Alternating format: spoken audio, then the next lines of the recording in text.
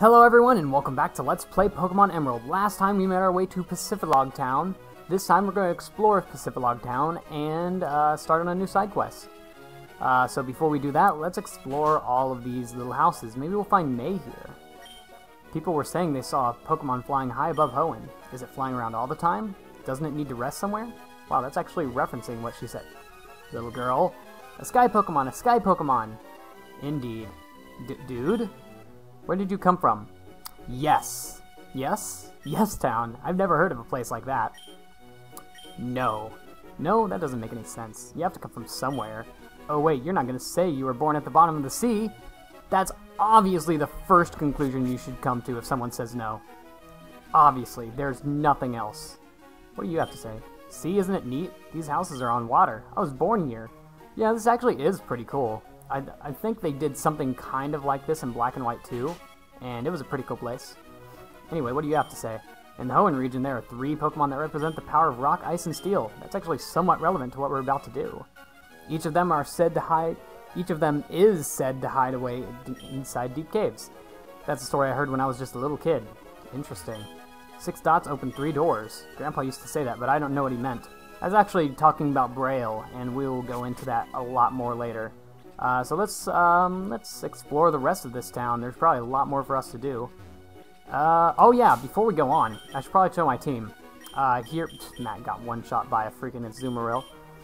We have Wailord and Relicanth in our team, and we have Gareth, because you're going to need a Pokemon with the move Dig. Do not forget this. You're also going to need a Pokemon with the moves Surf and Dive, but since Wailord and Relicanth can both learn this move, it's not as important. Also, there's something else I want to do. We are going to teach a move to Jacob. We are going to be teaching him Thunderbolt. Yes, I know it's a special attack, and it's not going to be affected by his physical attack stat, but it's a really good move to have, regardless. And we're going to actually get rid of Quick Attack, since I don't see myself using Quick Attack much. Now, it's not as bad as of an idea as you think it would be, giving a special attack to a physical attacker, because in its competitive moveset for Gen 6, it's actually recommended that you give it the move Fire Blast. So it's actually somewhat within bounds of what's normal. Ah, your Pokemon. It's not bad, but it's also not good. You as a trainer need to put in some more effort. Oh, this guy gives you, tells you if your Pokemon is friendly or not. Obviously I have Wailord in front, so that's going to be a no. Let's go ahead and put Neo in front. He should be friendly with us. Ah, your Pokemon, it clearly likes you very much. A Pokemon that's adoring and adorable deserves a TM like this, no? If your Pokemon is friendly with you, he will give you TM27, which is Return. And that will increase the power of Return. I think it gets up to 120 base power, and Frustration is basically the opposite of it. That it's at 120 base power if your Pokemon hates you. Doesn't appear to like the trainer very much, and he has another Azumarill that likes him a lot. So we can use both Frustration and Return. How good for him. So what do we have in here? Is that a Pokédex? Did you get to meet a lot of different Pokemon? I wish I was like you. We sure have. Check out this Horsey. Oh, this is an in-game trade. It's a Horsey that I caught yesterday to celebrate my birthday. Oh, I can see that you want it. After all, it's priceless. I'll tell you what, I might be willing to trade it for a Bagon. Now, for those of you who don't know, Bagon is arguably one of the most rare Pokemon from this generation. It actually evolves into a pseudo-legendary named Salamence, which is what I'm kind of named after, kind of not. Obviously, this is a horrible, horrible, horrible trade, especially since you can find a Horsey by just using the Good Rod outside of town here. If you're playing Ruby and Sapphire, he will ask you for a Bellossom in return for Corsola, which is arguably a worse trade, because you have to use a Sunstone to get Bellossom in the first place. Mirage Island. It must become visible and invisible depending on the weather conditions. That'll make mirages appear. Yeah, Mirage Island, it's kind of not a thing. I can't see Mirage Island today. Mirage Island, it's an island that's just off the coast over here to the right bit. However, it has less chance of appearing than a shiny Pokemon appearing, and it's based off the gender values of your Pokemon matching up with some individual value in the game. It's pretty much impossible to happen. If it does happen, there will be some Wynots on the island, wild Wynots, which evolve into Wobbuffet, from level 5 to level 50, I think, and you can also find a Lychee Berry, which you can't find anywhere else in the game. Not that it's that important. There's so many other ways to get Lychee Berries at this point that it's not really helpful at all. And Tentacool. I should probably put up a Max Repel. In fact, I'm going to do that. So let's do that. Hold on. Before we go any farther, I mean, I realize that Matt's fainted, but he's not going to be of any help in this next few areas because he is a fire and ground type. He's probably going to get one-shot killed by anything that comes out. Let's go ahead and use a Max Repel. That's upwards, isn't it? We're actually running out of these. We might need to buy some more later on. Okay, so you want to come down around here. I think take this path. Oh, you jerk. Win or lose, you never know until you try. You are going to lose, good sir. There's a good reason I put Absol in front right now. So while we're going through this 6 Pokemon battle, that's right, Magikarp, it's that guy. I'm going to talk about some more Pokemon that you can find in these last 3 routes that we've been in, by either fishing or... Actually, these 2 Pokemon are from fishing. You can find Corsola, which is a Water and Rock type Pokemon. Once again, it's a Water and Rock type, just like some other Pokemon. Or just like Relicanth, so it's not really that good of a typing defensively, and it's always better to have a Water and Ground type Pokemon instead. Intimidate's going to lower our attack, but we don't care because we can Thunderbolt Gyarados. It's double weak to electric type attack, so this should still take it out even though we're not that good of a special attacker. Anyway, Corsola has really low stats. At this point in the game, there are other Water type Pokemon that are much better that you can be using, so I wouldn't recommend it at all. The other Pokemon is, however, Luvdisc. Luvdisc. Don't you love Luvdisc? I do. I know I do. I'm not going to give my personal opinions on the Pokemon, so I'm just going to read from Smogon, which, for those of you who don't know, is basically the leading competitive Pokemon site. It has just logs of everything, tells you about every single Pokemon that can be used competitively, including Luvdisc. So I'm going to read the article straight from it, and I quote, "We'll take a generic water type, give it crummy stats everywhere except for speed, give him a trait that doubles its speed and rain, and the option to use agility and call it a day. Luvdisc is great if you're playing with battle timeout because its mere presence should cause your opponent to laugh at it for so long that you win the match." Now if we go to its black and white description, Luvdisc gets the award for worst fully evolved Pokemon for 3 generations straight, which I guess is something. As you can tell, the people at Smogon don't really have high opinions of Luvdisc, and for good reasons. Luvdisc basically has... It's probably the weakest Pokemon fully evolved. It is the weakest Pokemon fully evolved, maybe as opposed to Ditto, which has 40 base stats all across the board. Or maybe, I don't know, Unknown, but at least Unknown has a good attacking everything. I don't know. Luvdisc basically has base 95 speed and has the ability Swift Swim, which increases its speed in water, or in rain, and can learn agility. Other than that, it's pretty much useful. I mean, I guess you could teach it Toxic, because it'll outspeed most things in the rain. But other than that, it's completely useless. I mean, I think I remember seeing somewhere on the Smogon site that it can only survive 2 Caterpie tackles. So that's interesting.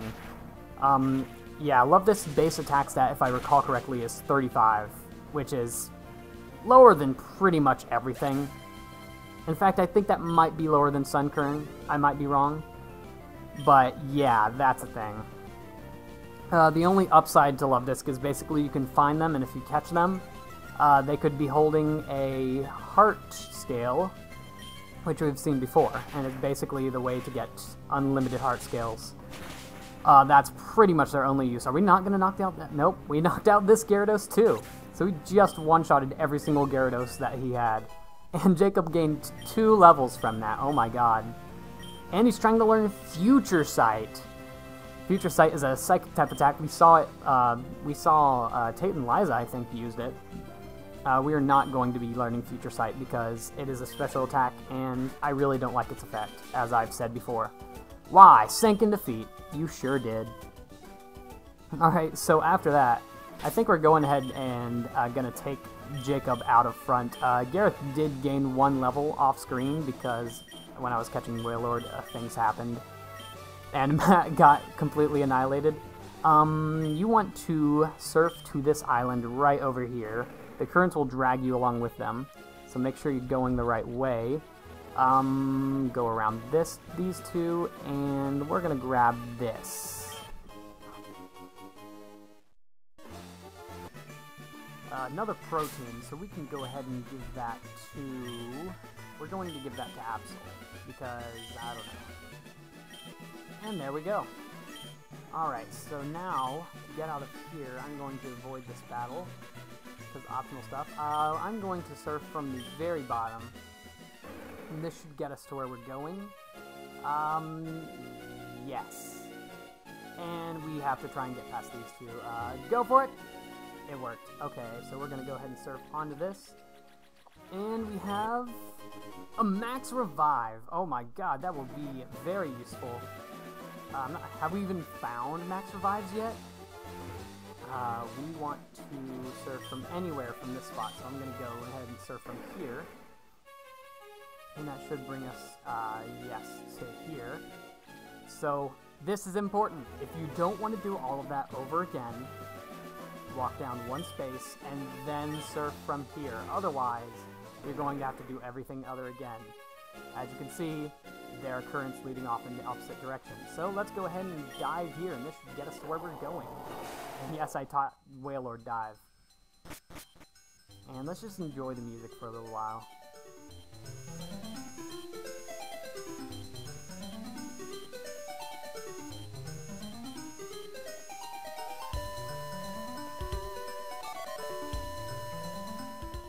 Alright, now that we've done that, say hello to the best part of this game.